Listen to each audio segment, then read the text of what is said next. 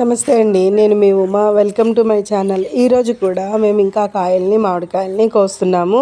ఈరోజు నేను మా ఆయన ఇద్దరం కలిసి కోస్తున్నాము కాయలు. అక్కడ దాగి ఉన్న చెట్టుకి ఉన్న కాయలు ఇంకా కొంచెమే ఉన్నాయి, అవి కోస్తున్నాము. కొన్ని కోసి ఇంకా కొన్ని వదిలేసి మళ్ళీ తర్వాత ఇంకా ముదిరినవి తర్వాత కోద్దాము అనేసి కోస్తున్నామండి. ఇది మేము పూర్తిగా 100% ఆర్గానిక్లోని చేస్తున్నదండి వ్యవసాయం అంతాను. మొత్తం మామిడి చెట్లు, అలాగనే ఇంకా ఇతర పళ్ళ తోటలు, పళ్ళ చెట్లు అవి ఉన్నాయి మా దాంట్లోని. మొత్తం అన్నీ ఆర్గానిక్గానే, దానికి దేనికి ఒక్క స్పూన్ కూడా వేరే ఫెర్టిలైజర్స్ కానీ పురుగు మందులు కానీ ఏది కొట్టలేదు. ఎంత కాస్తే అంతే కాస్తాయి అనేసి ఓన్లీ ఆవు పెంట, గేదె పెంట వాటితోటి మాత్రమే మేము పెంచుతున్నాము చెట్లన్నీను.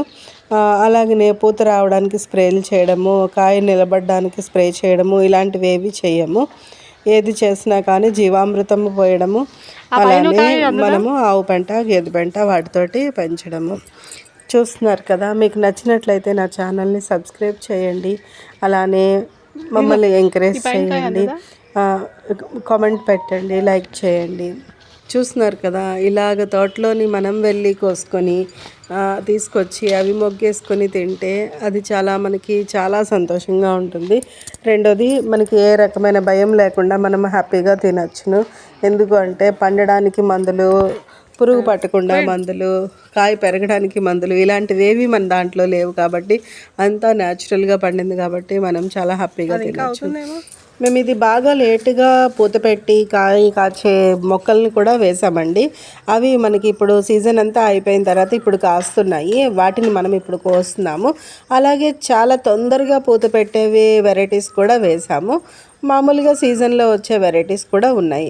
దాంతో మాకు సంవత్సరం పొడవునా ఇంచుమించుగా చెప్పాలి అంటే సంవత్సరంలో 8 నెలల పాటు కాయ పండు ఉంటుందన్నమాట.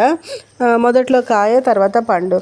బాగా పళ్ళు ఒకేసారి వచ్చేసినప్పుడు నేను దాన్ని కొంచెం తీసేసి మామిడి తాండ్ర వేస్తాను. తర్వాత పిల్లలు అన్సీజన్లో తినడానికి ఉంటుంది కదా, మాకు ఆ 4 మంత్స్ రావు కదా, ఆ సీజన్లో తినడానికి ఉంటుందని మామిడి తాండ్ర వేస్తాను. అది కూడా మేము ఎలాంటి ప్రిజర్వేటివ్స్ కానీ అలాగే కలర్స్ కానీ యూజ్ చేయకుండా న్యాచురల్గా ఓన్లీ పంచదారతోటి కొన్ని వేస్తాము, అలాగనే బెల్లంతో కొన్ని వేస్తాము.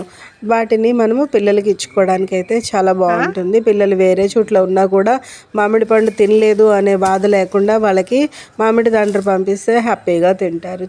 మనకి మామిడి పళ్ళు ఎక్కువ ఉన్నప్పుడు, ఎండ ఉన్నప్పుడు మనము మామిడి తాండ్ర వేసి ఉంచుకుంటే పిల్లలు తినడానికి ఉంటుంది.